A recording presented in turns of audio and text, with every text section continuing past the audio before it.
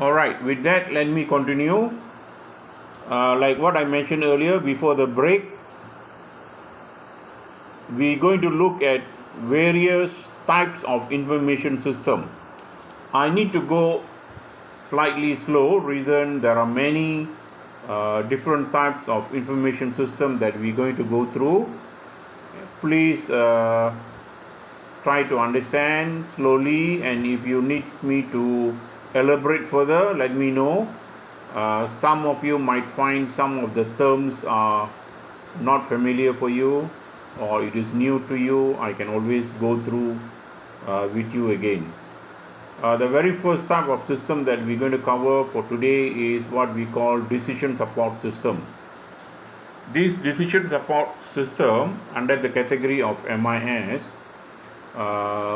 like I mentioned earlier, it serves the middle management team, the line management, the managers, the operational managers, whoever in the middle management of the organization.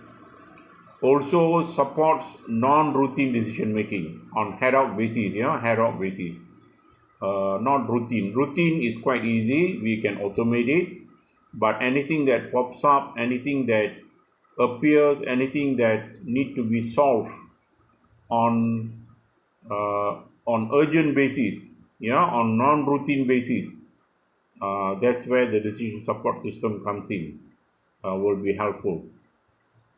Example, what is the impact on production schedule if December sales double? That is something that you didn't predict or not in your planning. So what we can do, we can make use of the decision support system in doing so, in helping us in making what we call decision. May use external information as well as transaction processing system, all the transaction that we talked about it earlier, the details, as well as data. Huge amount of data are required to make the decision. So today we have many platforms, and it is getting very popular, and I believe many of you are involved in this area as well. What we call data analytic or big data or information processing, where huge amount of data need to be processed as fast as possible in turning into a good information, reliable information, useful information. Okay, so that's how the decision support system is useful for the business. Model driven decision support system, DSS, meaning is a short form for decision support system. Model driven DSS system, is some kind of estimating system, prediction system. We have a business model, so for that particular business model we can customize your information system to suit that business. And also we do have what we call data driven decision support system, very much depending on data. So these are the different types of decision support system within the decision support system. Decision support system is very high level, very general, very generalized kind of system. So based on industry, based on areas, we need to zoom into, we need to look into where you're going to use it. For example, if you're going to use it for strategic planning purpose, then we need to customize it, or we need to make it work for only that particular areas. So the same goes to model, because there will be a various business model. So it depends on which model you're going to use it. And very much is all depending on data. So like what you used to say, data is king. So data and informations are very much important in businesses. So we have an example of what we call estimating decision support system based on various data and information. As you can see on your right hand side, you have the shipping file, which contains data such as speed, capacity, port distance, fuel consumption, and so on. Based on all this data, the analytical model database, which is a model driven decision support system, will come out with reports or online queries in order to pull out only required information. Only required information for the decision making purpose. So sometimes this is also we can interrelated with expert system. We do develop expert system in order to help us in making decision, high level decision, very strategic decision where you have to do it on a very ad hoc basis or in a very short period of time based on various factors. So that's how decision support system will be helpful for the business. The next system that we're going to look is what we call executive support system. These support the senior management. As the name goes, these support the senior management. Again, can be used to address non-routine decision, ad hoc decision, something that you need to do within a short period of time on ad hoc basis, which require judgment, evaluation, insights, and so on, right? Okay, so in order for the executive support system to work, we need to incorporate a lot of data. Which comes from the external events, such as it could be the new tax law or information or data from competitors, as well as summarized information from our own internal MIS and decision support system. So everything is actually so-called data-driven, where we take in this data, we analyze it, we process it in order to come out with a useful, meaningful information. And nowadays it is common that we put all this onto a what we call digital dashboard with real-time view of such as firm's financial performance, working capital, account receivable, and any information that you like to. Or if you're not interested in the dashboard, reports, online report or summary report or quick report, any kind of report can be generated by the MIS system. And the whole idea of having this system is to help the senior management to make quick decision or strategic planning. So it is known as an executive support system. Okay, there is a one short case study again, which I'm not going to discuss now. All of you can read this and think about it. And if you need to bring it up, you can bring it up in our second session of the lectures. What management, organization, and technology issues had to be addressed when implementing business sufficiency, business peer, or even what we call decision cockpit.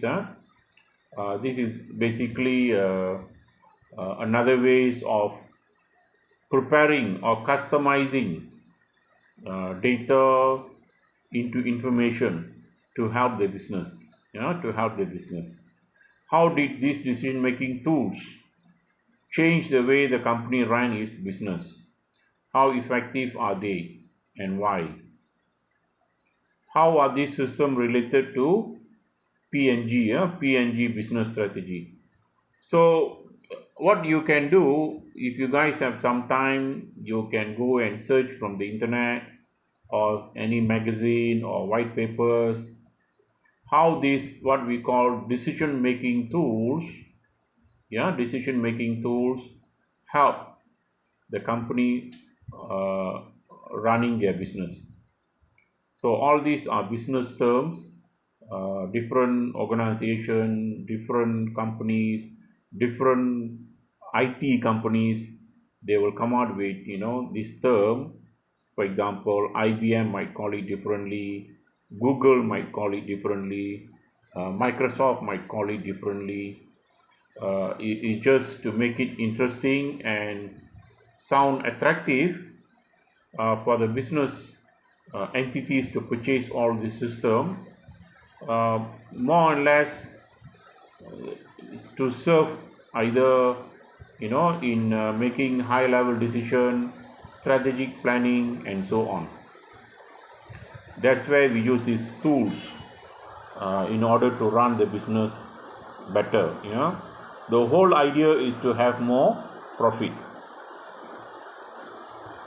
Okay, next we're going to look at what we call enterprise application. Enterprise application. We're going to look at enterprise application.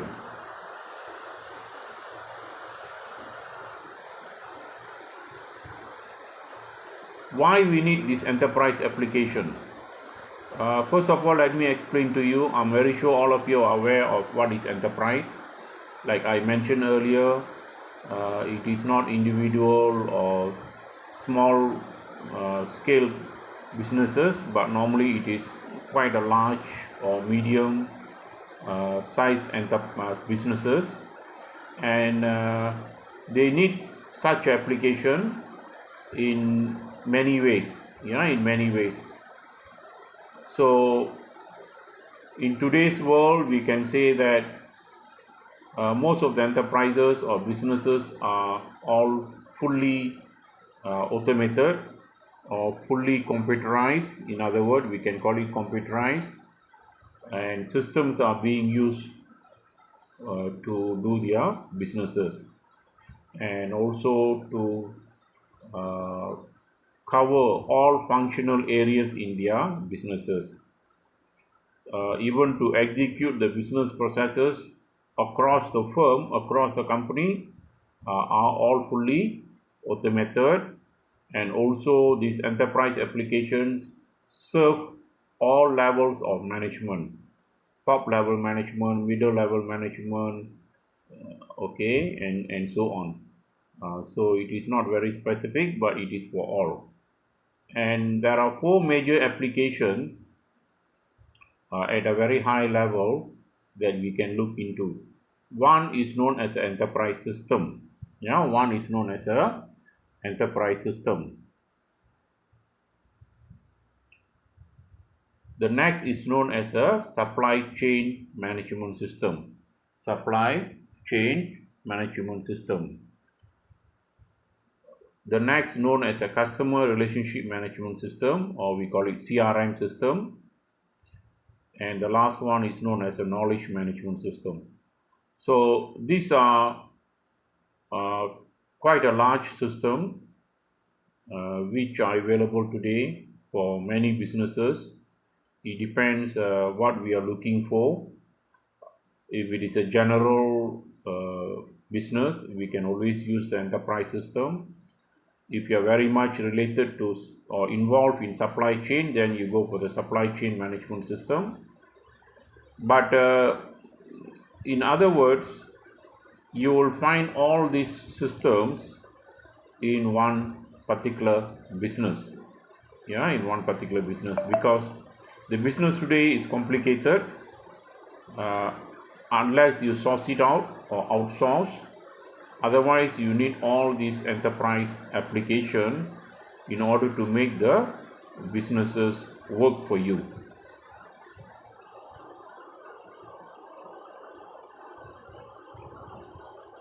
What you can see in the next slide is how these enterprise applications are available or functional in one particular or in any industries. As you can see at the bottom, they have quoted sales and marketing business, manufacturing and production, finance and accounting, human resources, or any other businesses or industry. It doesn't matter. And this is how these enterprise applications are playing the role. As you can see at the top, where you have all the processes. Yeah, then you have the supply chain management system on your left hand side, customer CRM system on the right hand side, communicating or linking with the customers and distributors, the supply chain management system linking with all your suppliers and business partners, and then the knowledge management system is for the bigger group at the bottom as a base for a bigger group of users. So, and enterprise system is at the top. So this is how one particular or any particular industry will make use of all these enterprise application in running their businesses.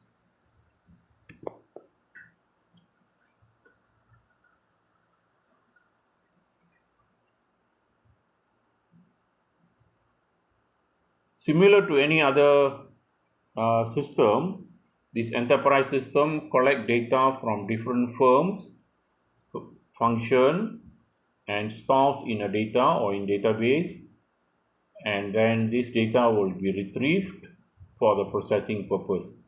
Yeah, for the very particular processing purpose. So it enables the coordination of daily activities, yeah, efficient response to customer orders, for example, production and inventory, also help managers in making decisions. So basically, it's going back to the data, what data you're looking for and why you need that data for. Supply chain management is, as we understand, is more to manage the company's relationship with suppliers, logistic, and so on. So they share more information about orders, production, inventory levels, delivery of products and services, and so on. So what is the goal of this system, or in short form we call SCM system? To have a right amount of product to be delivered to the customer with the right timing and lowest cost, isn't it? So time to market is very important. TTT, TTM or TTT with the least amount of time and with the lowest cost. That is the goal of this SCM system. And it is actually a very complicated system, high level system. That's the reason why it comes under the enterprise system. The next system that we're going to look into is customer relationship management system, or we call it CRM. Provide information to coordinate all of the business processes that deal with customers, yeah, mainly with customers. And who normally deal with customers? The sales team, marketing team, customer service. So it helps the firms to identify, attract, and retain most profitable customers. So I'm very sure you are aware that CRM system is available in your company. Otherwise, the goal of CRM system is to have good relationship with the customers, between sales, marketing, customer service department, so that you can have a good relationship with them. Good relationship with them, give them a good service, either pre or post, and to keep customers as long as possible with you, with the businesses. Again, it is a very high level complicated system. It has its own database to be managed. So that's the reason in the slide earlier you see all these enterprise applications are having its own databases, because the size of the system is so huge. It again depends on how big is your system and your business. Moving forward, these are another enterprise application which is known as a knowledge management system, and normally you don't find this in any or in every company. Reason, the CRM, the Supply chain management systems are quite common, but knowledge management system is a very so-called customized or available not in all industry. Is more to support the processes for capturing and applying knowledge and expertise. But if the knowledge and expertise are available or are being provided by the employee or by the staff itself, then you don't need such a system. But in certain complicated, uh, highly automated businesses, this system will be useful, because what the system will do is it collects internal knowledge and experience within the firm or the company and make it available to employees. So when we say collect internal knowledge, the system is smart enough to collect data, information, or what we call knowledge over a certain period of time based on input from the subject matter expert within the company, and make it available to employees for further processing purpose, for further decision making, for further bringing or transforming the business, into a more profitable business. And in certain cases, this knowledge management system also can be linked to external sources of knowledge if required. Otherwise, they keep it very proprietary within the company. Very proprietary within the company. Reason, the product and the methods or mechanism or steps involved in making the product, sometimes it is a secret of the company, so we don't want to share that with external sources. They prefer to keep it within the business, within the company, so we don't link unnecessarily unless it is really required. Then we link the system with external sources.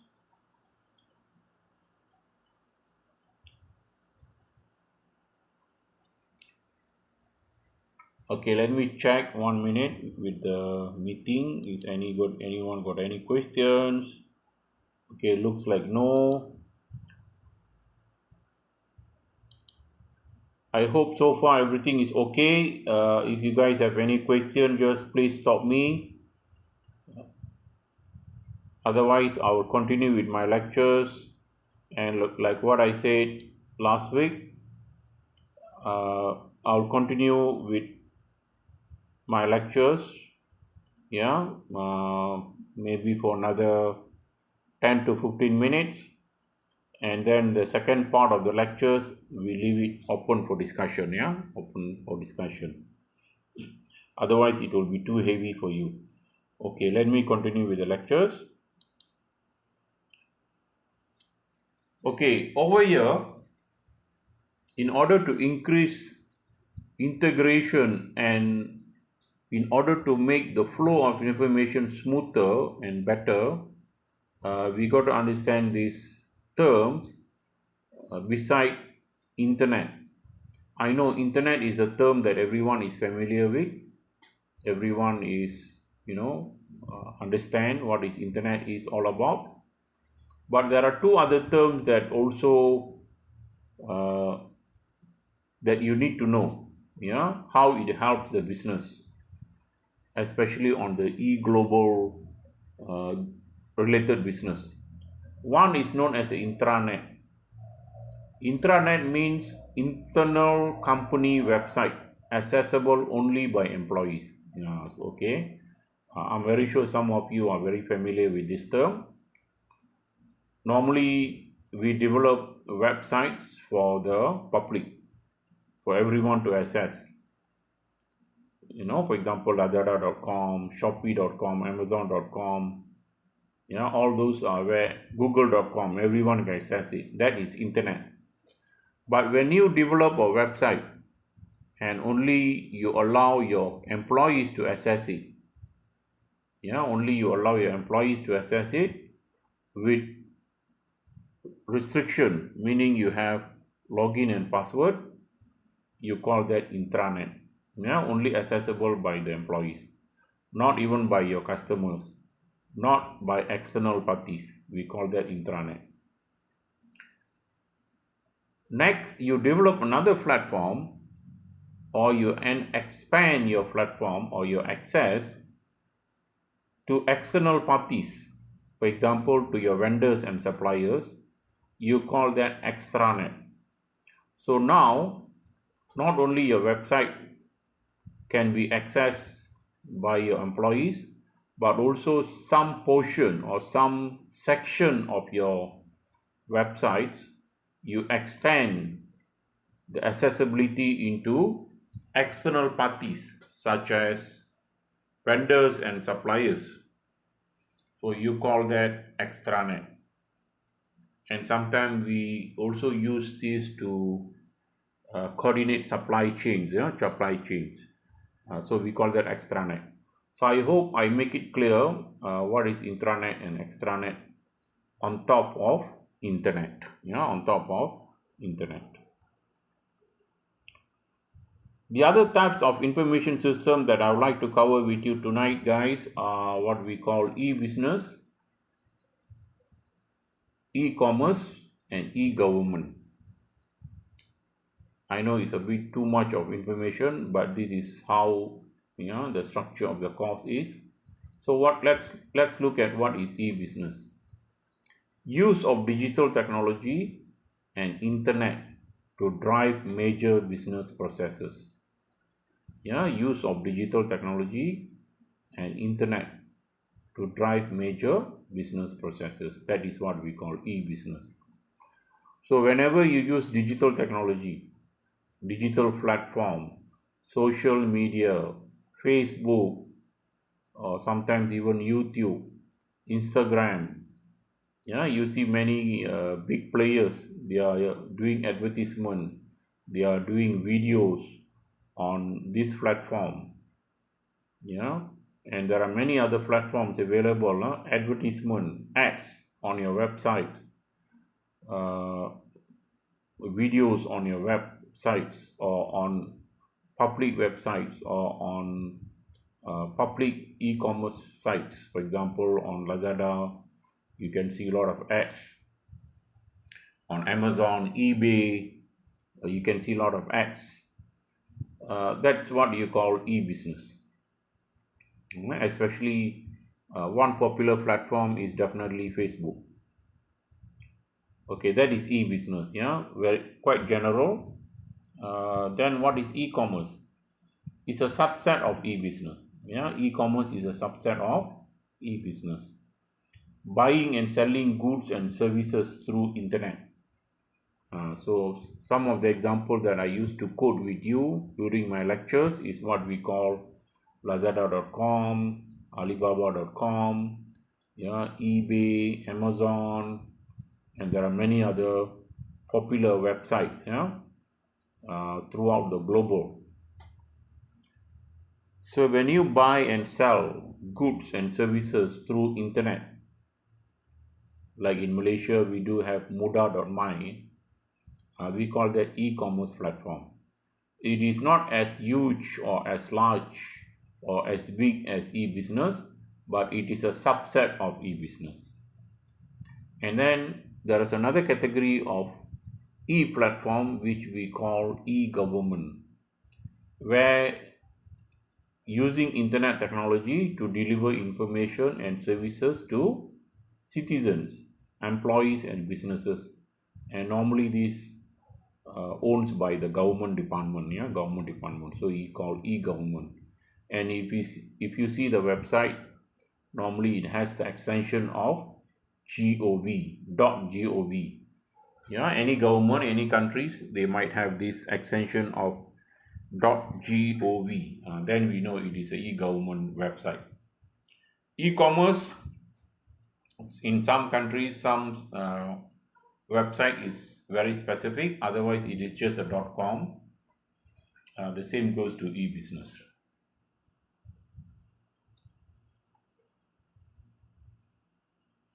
Okay, we're going to continue to look at what we call system for collaboration and teamwork. Yeah, system for collaboration and teamwork. Earlier, remember, I did tell you that MIS system can be used for collaboration and teamwork, either for short term or long term, or even for informal or formal. Yeah, so either for short term collaboration or long term collaboration, or informal or formal collaboration, where we can use uh, MIS system. And in today's world, in today's businesses, that we can see there is a very important trend that collaboration is being used heavily. Collaboration is being used heavily.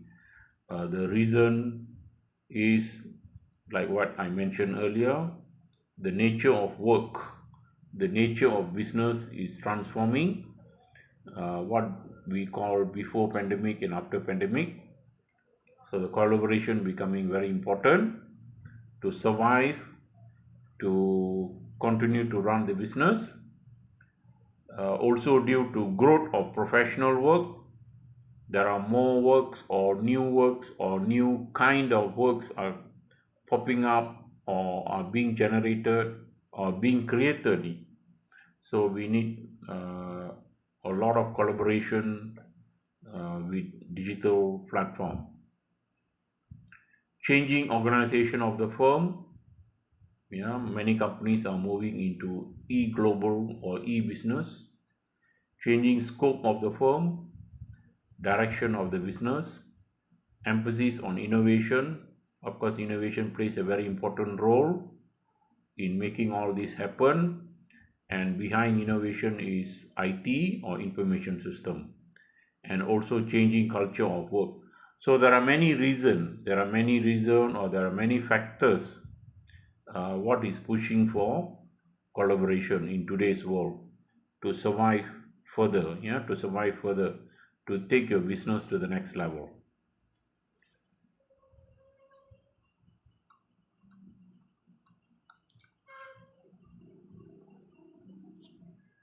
In the next slide, what we're going to cover is what we call social business. Use of social networking platform, either internally or externally. Internally or externally. I'm very sure all of you are very familiar with social networking platform. I did mention a few earlier, such as Facebook, Instagram, Twitter, or even YouTube. All these are some of the very popular, very highly demanded social networking platform, where many companies, many organizations are trying to join in or make use of this platform in order to do their businesses. So this is what we call social business. It engage employees, customers, and suppliers. So everyone is involved in running the social business. The goal is to have a better interaction and better information sharing. Better interaction and better information sharing, with the goal of course, bringing in more revenue for the company. And at the same time, the social business also allows transparency. So it's quite open. Everybody is kind of aware what is happening. Everybody is, in other words, is being informed or kept informed what is happening within the businesses. So everybody is happy and everybody is, good to go. So that is what we call social business. And social business also is part of the collaboration and teamwork. In the next slide, what you can see is what are the benefits of businesses of having collaboration and teamwork.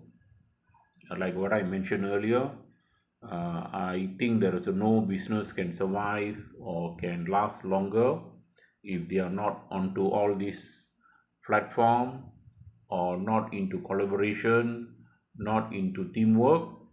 So there are a lot of benefits that it brings in, so that everybody is aware, and that is the direction to go. So investment in collaboration technology can bring organization improvement and returning high return of investment. So like we saw one slide in the last sessions, the IT investment has gone up very much in the last 5-10 years. It used to be 10%, 20%, and 30%. Now it goes as high as 60%, 70%, and so on.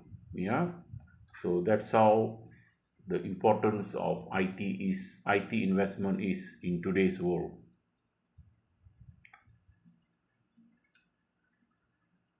So what are the benefits of this so-called collaboration and teamwork? In terms of improving or increasing the productivity of the business, in making sure the quality of the product, the quality of the services at very high level or at the highest level. It provides innovation in terms of producing better product, in terms of having better services,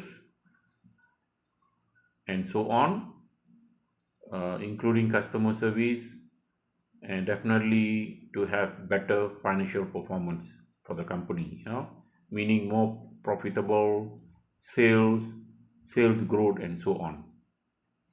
So these are some of the business benefit of collaboration and teamwork.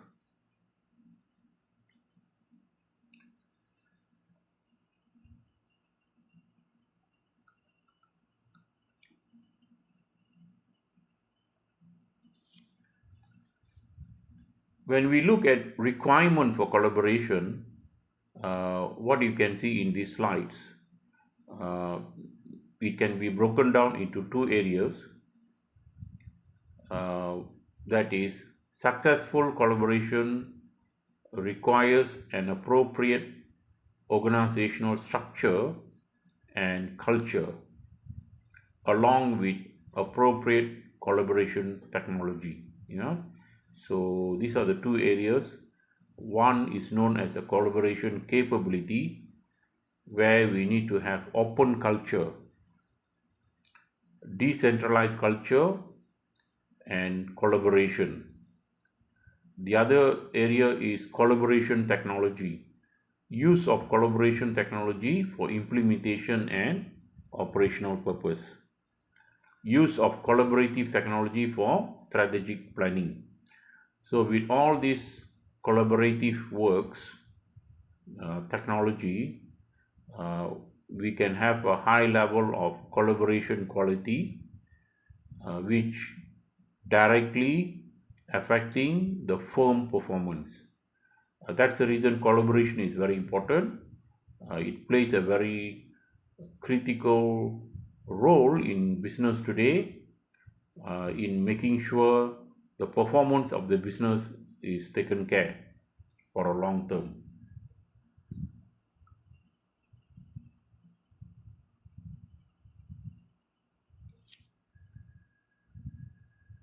In order to build a collaborative culture and business processes, there is a factors known as command and controls in the organizations are required. Command and control. So no value placed on teamwork or lower level participation in decision. That making sure command and control in the organization exists, which helps in building the collaborative culture and business processes. Senior managers definitely will be relying on teams of employees, so they will make sure their teams of employees are performing, are in good shape, so that they can perform as per the plan. Policies, products, design, processes, and system rely on the teams, the teams of employees. So like I mentioned earlier, In any companies, the product, the people, the policies, the procedures, the promotion, the place, all these 4 to 6 P's are very important, very critical factors in making sure the collaborative taking place, or in making sure there is a collaborative business culture among the companies, among the business. And managers plays a very important role, very important purpose in building this kind of team, in making sure the firm's finance status is taken care. So that's very important in building the collaborative culture and business processes. Some of the tools that we can use for collaboration and teamwork, as you can see in this slide, some of the tools are nothing that is quite a common tools. For example, email and instant messaging, wikis, virtual worlds. The other collaboration and social business platforms, as I mentioned earlier, are such as virtual platforms, Google Apps, Google Sites, Cyberlockers, Microsoft SharePoint, Lotus Notes, enterprise social networking tools. These are some of the common tools that any business or teamwork can use to make sure the collaboration taking place.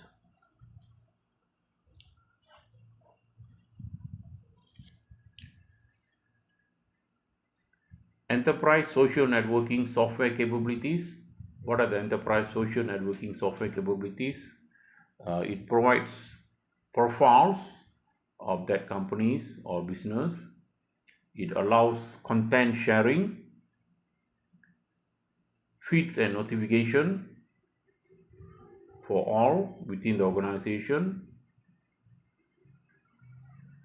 It allows the groups and team workspaces to work together, having close relationship, exchanging data and information, tagging and social bookmarking, permission and privacy. So this is part of the social networking software capabilities in supporting collaboration and teamwork. And if you pick any social platform today, either Facebook or Instagram or even Twitter and so on, all these tools or software are built in, with such a capabilities, where you can use it to communicate, to share information, to share data, to exchange ideas, to work in a group, to work in a team. That's the whole idea. That's the whole idea why such a tool, for example, WhatsApp, WeChat, why are so popular and so important for the businesses.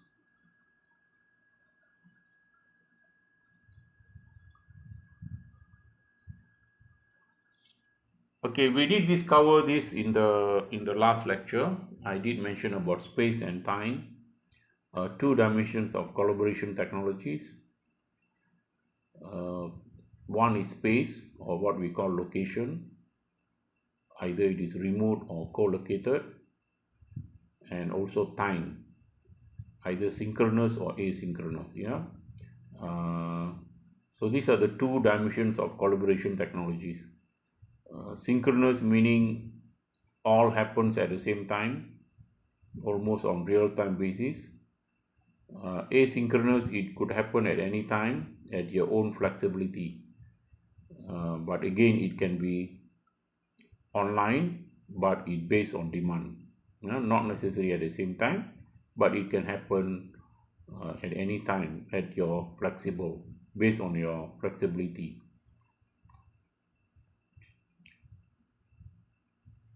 Next, what we're going to see is what are the 6 steps in evaluating software tools.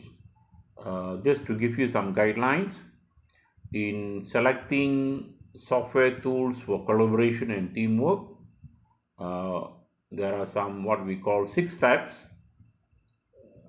in order to choose the right tool for your collaboration and teamwork. Question number 1 is, or step number 1 is, what are your firm's collaboration challenges?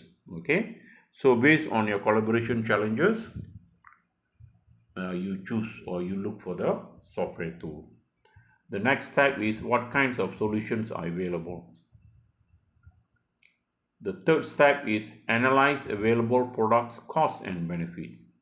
Cost and benefit. The next step is, evaluate security risk. Right, we need to take a look at the security risk, make sure there is no security risk. Next step is, consult users for implementation and training issues. And the last step is, evaluate your product vendors.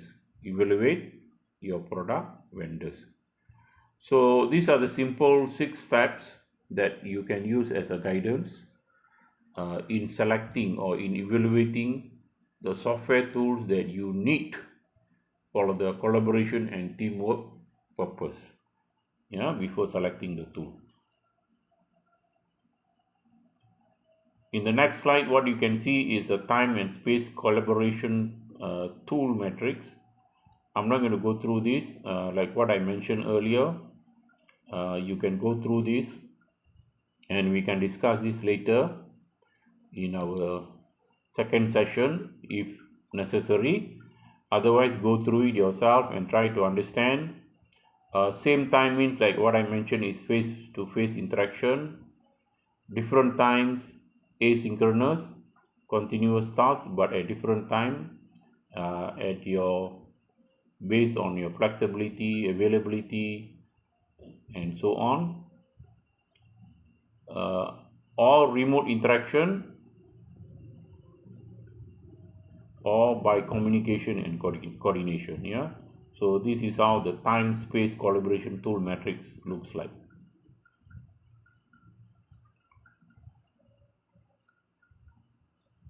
Informal system department, beside the IT system, the IS system department, we do have, we also need to know what the IS system is all about. We have people such as CIO, the Chief Information Officer, normally will be the number 1 person or the head for the IT system, and other positions includes such as Chief Security Officer, Chief Knowledge Officer, Chief Privacy Officer, and so on. So it's very much depending on the companies. Big companies might have all these positions. Mid-range and smaller companies might not, depends. Then beside that, we do have the middle management or lower management staff such as programmers, system analysts, managers, line managers, support managers, help desk, and so on. So normally it's quite a big team, but things are changing today. Those days the IT department used to be like 20-30 people, but today it has been downsized very much to maybe not more than 10 people, because many of those activities or tasks are taken over by software or even have been automated. So things are becoming not to say easier, but much more automated.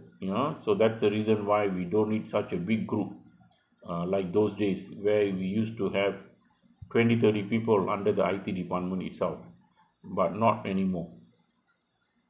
And then we have end users, IT governance, part of the team. Okay, so with that, I think I've covered this chapter 2 for all of you today, and there is some link here if you are interested to watch those videos or slides. Please go ahead and do that. Okay, what I'm going to do next is we take a short break. It's almost 10 to 9 o'clock. We take a short break, and I will be available online Yeah, I will be available online. We take a short break, 10 minutes break, and I will be available online until 10 o'clock for any discussion. And also we can go back to the earlier slide where we have some questions to discuss.